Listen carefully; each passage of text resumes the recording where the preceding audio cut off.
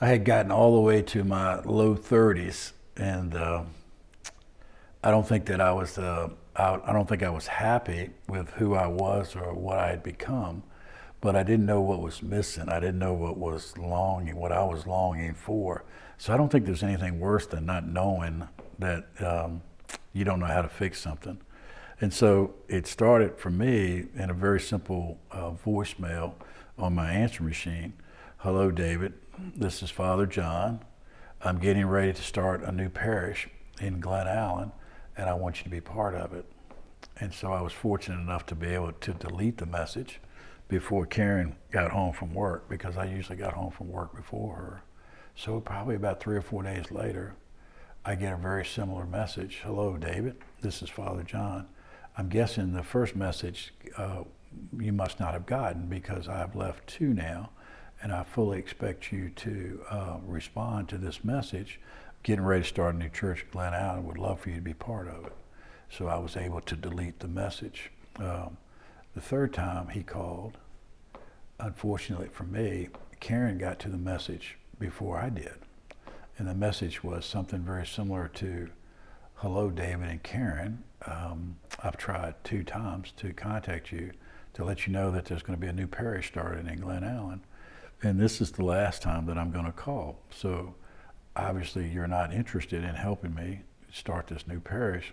So basically have a nice life, or call me back. So because Karen had heard it first, I picked up the phone and called Father John. Little did I know that that one phone call would have such a deep impact on not only my life, but on my family's life.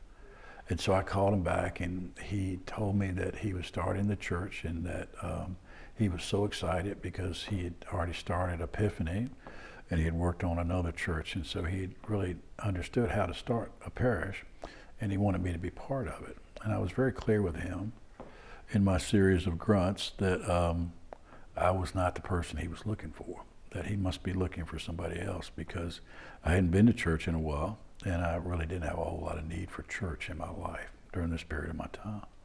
And he encouraged me to attend the orientation, and he had already been to all the local churches trying to raise attendance at this new church that was going to be there. So he'd already made a splash in the community around us. And then the first weekend came at Short Pump Middle School, where we all gathered together for the first weekend. But prior to that, he called together probably 25 people that he knew and started asking questions about how they wanted to be involved in the church. And I'll never forget, we were sitting in the auditorium, and he was up on the stage where he belonged, up on the stage, and he asked us if there was anybody in the group that was there that would be interested in being a head minister. And you have to remember, I hadn't been to church in a long time. I had crazy wild hair, a full beard, mustache, and referred to everything with grunts. And so out of the 25 people, he said, okay, we have 1, and now we have 2. And my wife was sitting next to me, and she looked over at me, and she said, who was the 1? And I had raised my hand. And the look in her face, she was petrified. The idea that I had raised my hand, number one, the idea she had no idea what a head minister was, and the thought of me being in public in front of people, from not having been to church for a long time. And I think she was just petrified that I was going to embarrass her and myself by doing this. But we had had head ministers when I was in high school, so I kind of understood the role that he was trying to do. I was probably just as surprised as she was that was the beginning of the process of learning how to reconnect to a church, or learning how to be back involved with a church that I had become distant to. So those first, year and a half of forming St. Michael's was some of the best of times, because we didn't have a building. Everybody that came to church wanted to be there. Nobody complained about anything, because if they did, the answer was, go back to where you came from. You don't have to be here. We don't even have a building, so it's not like there's any. The best part of that early development, becoming St. Michael's, was the fact that you never heard, not one time, this is the way we've always done it. All you heard was, I'm so excited about being here, and can we do this? And so the church started the first weekend with over 300 families, and it grew rapidly, mostly because Father John was such a charismatic fellow, and because there was this opportunity for people who were truly excited about being part of forming a church. I didn't understand that at the time. I didn't understand that being part of forming a Catholic church was a pretty cool thing to do. But I certainly did enjoy the fact that it was something that was so different, so foreign. So I shaved my beard, I shaved my mustache, and I started coming to church on a regular basis. And it was a wonderful experience, because the folks that were older, the folks that were well above, at the time I was in my low 30s, the congregation that gathered, there was at least a third of our congregation were over the age of 60. And they were some of the coolest people I ever met, because they were fleeing from churches that had become stagnant. They were fleeing from churches that had said, this is the way we've always done it and we're not going to change. So they weren't what I would consider normal 60-year-old people, in the sense of they're getting ready to retire and not kind of kick back. They were full of life, they were full of energy, and the theme that would start for me was they were full of life experiences.